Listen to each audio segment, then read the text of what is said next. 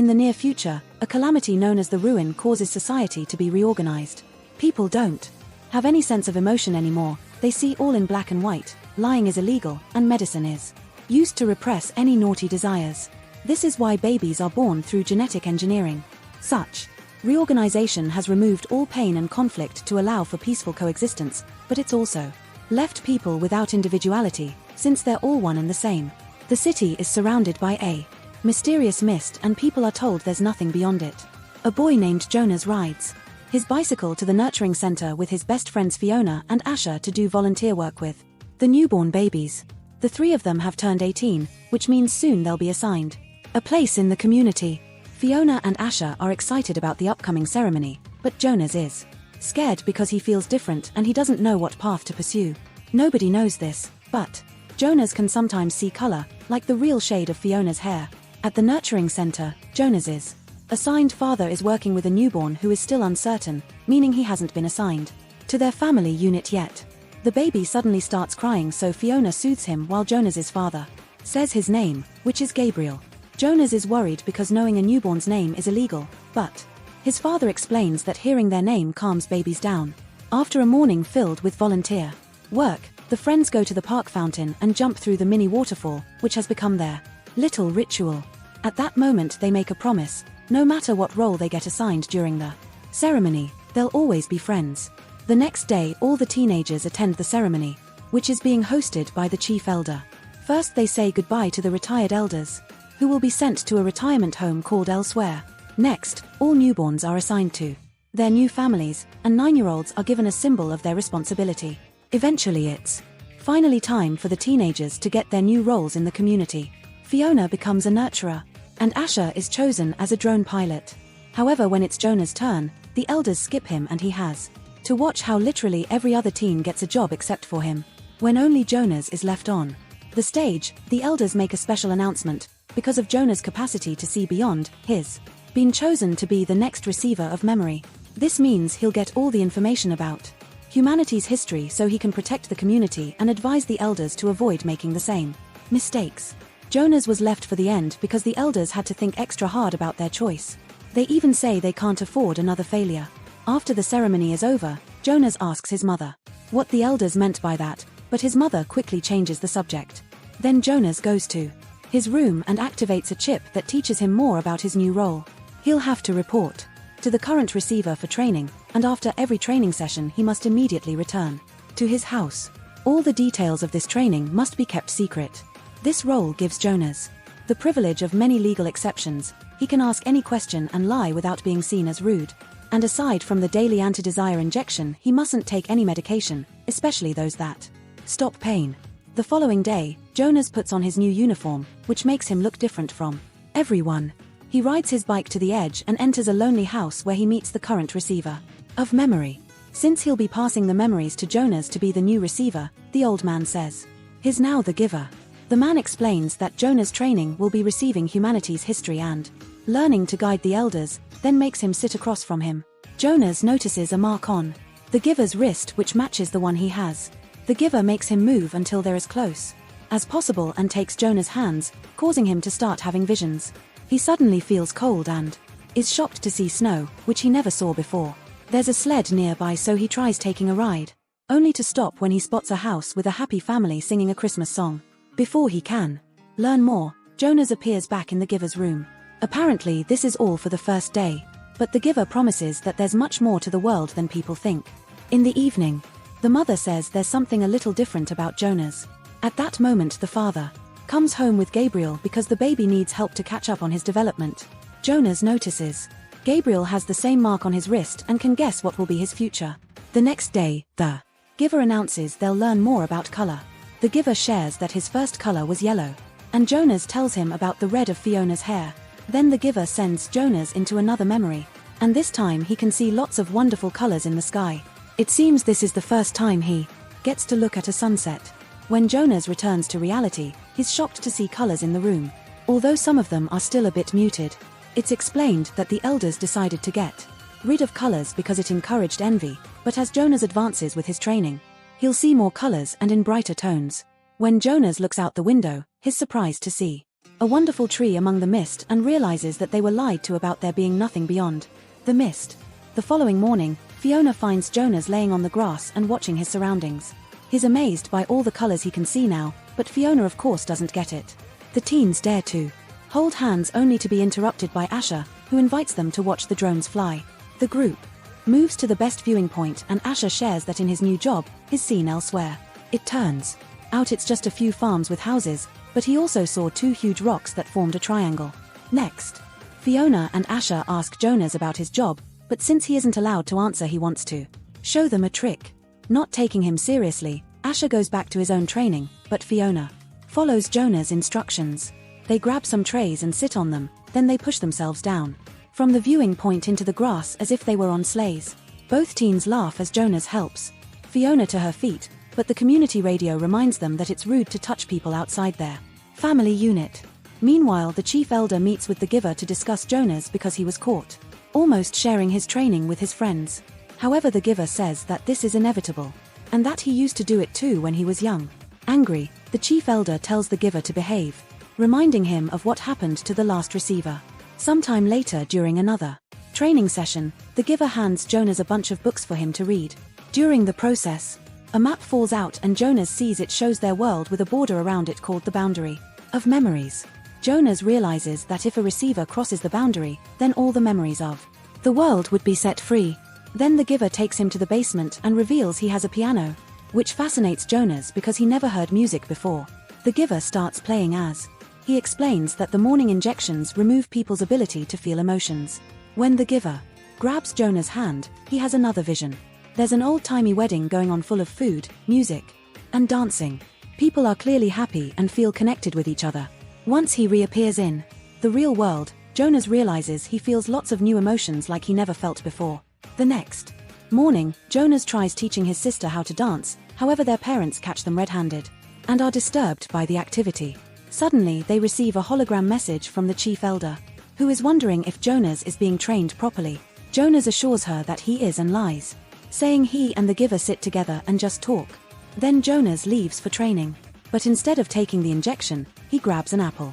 Once he's gone, the chief elder asks the mother to keep a close eye on her son. Days pass and the giver continues to show Jonas all kinds of memories from the old world.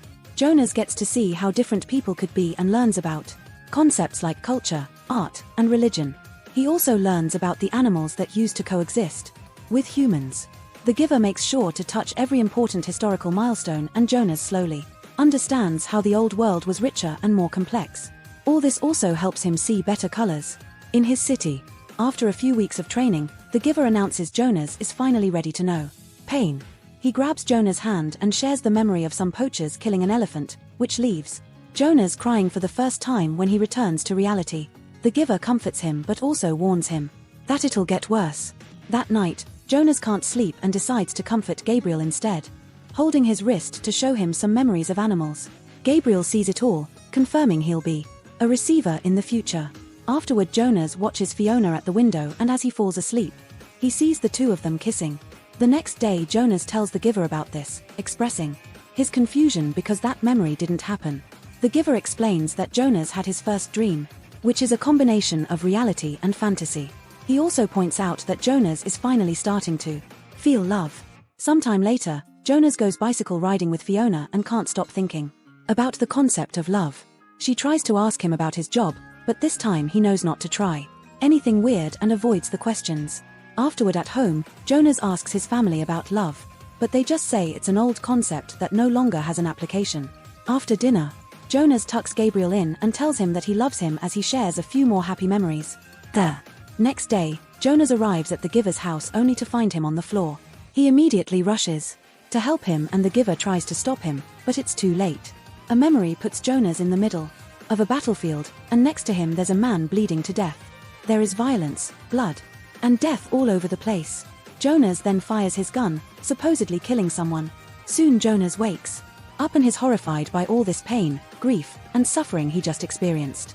The giver tries to explain Jonas wasn't supposed to see that yet and that this training is precisely done to prevent another war, but Jonas has taken too much and announces he can't do this anymore, so he leaves. Watching him go reminds the giver of the time Rosemary left him too. As Jonas crosses the park, He realizes he can't just go back to his old self because he has all this knowledge that makes him see everything different. Asher notices his acting weird and tries to check on him, but Jonas ignores him. However, he does react when Fiona approaches him and admits he's stopped taking his injections. He also confesses he wants to quit his job. Jonas encourages Fiona to stop taking the injections too and asks her to meet him tomorrow at the fountain.